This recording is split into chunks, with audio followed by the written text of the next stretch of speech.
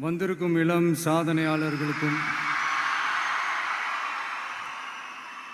அவங்களுடைய பெற்றோர்களுக்கும் தமிழக வெற்றி கழகத்தினுடைய தோழர்களுக்கும் என் நெஞ்சில் குடியிருக்கும் நண்பா நண்பிகள் உங்கள் அனைவருக்கும் மீண்டும் என்னுடைய பணிவான வணக்கங்கள். நான் இன்றைக்கி எதுவும் பேச வேணான்னு தான் நினச்சேன். பட் ஒரு முக்கியமான ஒரு விஷயத்தை பற்றி இன்றைக்கி நான் பேசலைன்னா அது அவ்வளோ கரெக்டாக இருக்காதுன்னு எனக்கு தோணுச்சு. அதான் அது என்னவா இருக்குன்றது நீங்களே கெஸ் பண்ணியிருப்பீங்க. எஸ், நீட்டை பற்றி தான்.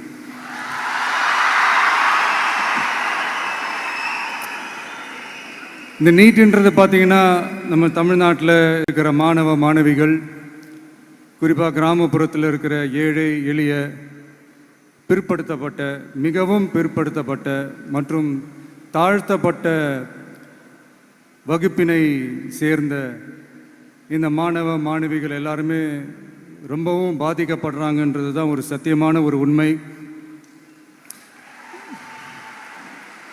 இந்த நீட்டை பற்றி ஒரு பிரச்சனையாக நான் பார்க்குறது என்னென்னா, ஒன்று இந்த நீட் இந்த மாநில உரிமைகளுக்கு எதிரானதாக இருக்குது.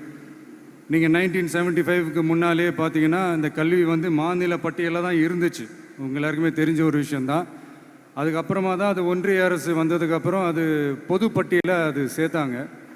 எனக்கு தெரிஞ்சு அதுதான் ஒரு முதல் பிரச்சனையாக ஒன்று ஸ்டார்ட் ஆச்சு. ரெண்டாவது பார்த்தீங்கன்னா, ஒரே நாடு, ஒரே பாடத்திட்டங்கள், ஒரே தேர்வு.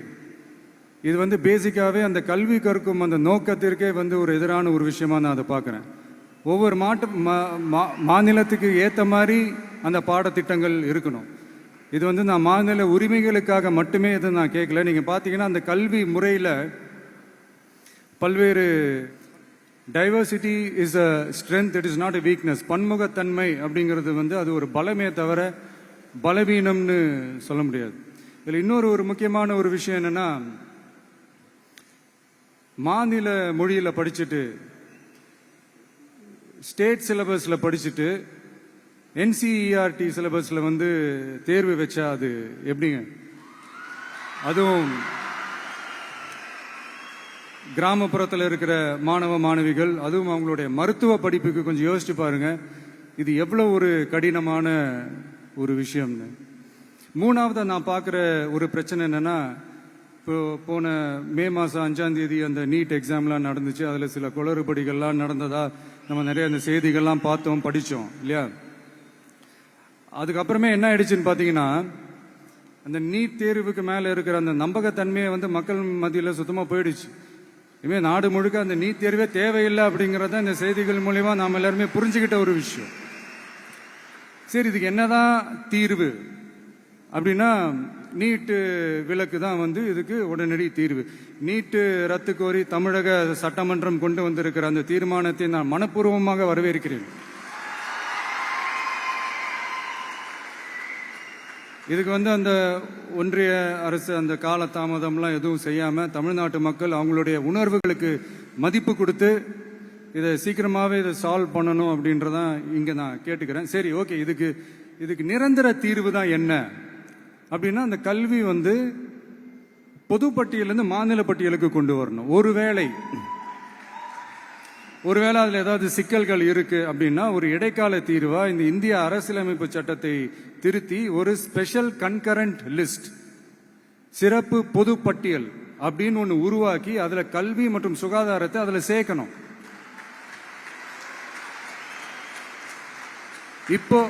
இப்போ இருக்கிற அந்த பொதுப்பட்டியல் என்ன ஒரு பிரச்சனை அப்படின்னா, நீங்கள் அந்த துறைகள்லாம் பார்த்தீங்கன்னா மாநில அரசுகளுக்கு என்னதான் அதில் அதிகாரம் இருந்தாலும் அது முழுக்க ஒன்றிய அரசினுடைய கட்டுப்பாட்டில் தான் இருக்கு. அதனால மாநில அரசுகளுக்கு அந்த முழு சுதந்திரத்தை அது தரப்பட வேண்டும் அப்படின்றதான் இங்கே என்னுடைய தாழ்மையான ஒரு வேண்டுகோள். ஒன்றிய அரசு அவங்களுடைய கட்டுப்பாட்டில் இருக்கிற ஒரு சில இந்த மெடிக்கல் காலேஜஸ்லாம் இருக்குல்ல, எய்ம்ஸ், ஜிப்மர், PGI, இந்த மாதிரி நிறுவனங்களுக்கு வேணா அவங்க அந்த நீட் எக்ஸாம் நடத்தணும்னா நடத்திக்கலாம். பட் இங்கே அந்த பிரச்சனை என்னன்னா, இது வந்து என்னுடைய ஒரு சஜஷன் தாங்க. இது நடக்குமா? உடனே நடக்காதுன்னு எனக்கு தெரியும். அப்படியே நடந்தாலும் அதை நடக்க விட மாட்டாங்கன்னு எனக்கு தெரியும். ஸோ அதனால் இந்த சந்தர்ப்பத்தில் என்னுடைய சஜஷனை வந்து உங்ககிட்ட அதை நான் பகிர்ந்துக்கணும்னு ஆசைப்பட்டேன். இதுதான் என்னுடைய தனிப்பட்ட ஒரு கருத்து நீட்டை பற்றி. ஸோ மற்றபடி வேறு ஒன்றும் இல்லை. வந்திருக்கிற என்னுடைய friends, learning is fun, education is celebration. ஜாலியாக படிங்க, ஸ்ட்ரெஸ் எல்லாம் எடுத்துக்காதீங்க. இந்த உலகம் ரொம்ப பெருசு, ரொம்ப ரொம்ப பெருசு. ஆப்பர்ச்சுனிட்டிஸ் அவ்வளோ இருக்கு, அவ்வளோ கொட்டி கிடக்கு. அதனால ஏதாவது 1-2 மிஸ் பண்ணாலும் எதுவும் ஃபீல் பண்ணிடாதீங்க. அப்படின்னா கடவுள் வந்து இன்னொரு ஒரு பெரிய ஆப்பர்ச்சுனிட்டி உங்களுக்காக வச்சுட்டு காத்துக்கிட்டு இருக்கிறாருன்னு அர்த்தம். அது என்னன்னு தேடி கண்டுபிடிங்க. கான்பிடண்டா இருங்க, நல்லதே நடக்கும். வெற்றி நிச்சயம், வெற்றி நிச்சயம். மீண்டும் சந்திக்கும் வரை நன்றி, வணக்கம்.